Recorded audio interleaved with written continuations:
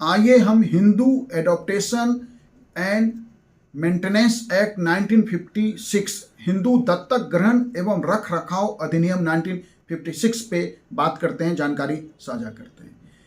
यह अधिनियम जो है, दत्तक ग्रहण का मतलब है बच्चे गोद लेने के संबंध में, और जब आप बच्चे गोद ले लेते हैं तो उन बच्चों का भरण पोषण के संबंध में यह कानून है। और यह अधिनियम यह बताता है कि हिंदू, बौद्ध, जैन और सिख यदि बच्चे गोद लेते हैं तो कैसे गोद ले सकते हैं, और गोद लेने के बाद उस बच्चे का मेंटेनेंस, भरण पोषण उनकी कानूनी जिम्मेदारी होगी। इस संदर्भ में यह विस्तृत प्रावधान यह जो एक्ट, यह अधिनियम करता है, Hindu adaptation and maintenance act 1956।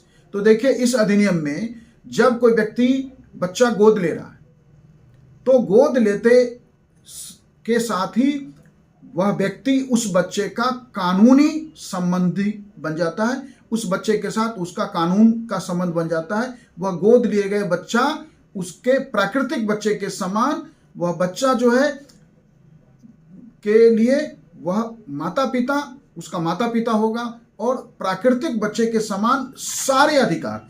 कि मान लीजिए कि एक जो है एक व्यक्ति है, मान लीजिए कि एक श्याम नाम का व्यक्ति है और उसकी एक पत्नी है, दोनों के बच्चे नहीं हैं, उन्होंने बच्चे गोद ले लिए। या कोई अविवाहित महिला है, उनके बच्चे नहीं है, वो गोद लेना चाहती है। तो यदि बच्चे आप गोद ले रहे हैं तो गोद लेने के बाद उस बच्चे का जो अधिकार है वो प्राकृतिक अधिकार होगा, वो सारे प्राकृतिक अधिकार होंगे, वो सारे अधिकार होंगे जो एक प्राकृतिक बच्चे का होता है, जिस बच्चे को जो है दंपति जन्म देते हैं। इस संदर्भ में दो बात बहुत महत्वपूर्ण है जो इस एक्ट में की गई है कि गोद लेने वाले व्यक्ति में गोद लेने की क्षमता होनी चाहिए। मान लीजिए कोई व्यक्ति मानसिक चित्त से ठीक नहीं है, वो गोद लेने की दूसरी शर्तें पूरी नहीं करता, तो गोद लेने वाले व्यक्ति में वह क्षमता होनी चाहिए कि वह बच्चा गोद ले सके।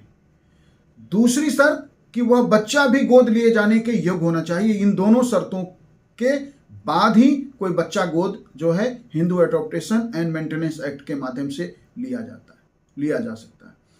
यदि गोद लेने की कोई महिला है अविवाहित महिला है, तो उसके लिए भी वह महिला वयस्क होनी चाहिए, एडल्ट होनी चाहिए, वह स्वस्थ चित्त की होनी चाहिए। स्वस्थ चित्त का मतलब है कि मानसिक रूप से स्वस्थ होनी चाहिए, मानसिक रूप से बीमार व्यक्ति को गोद लेने का कोई अधिकार नहीं है, और वह अविवाहित हो।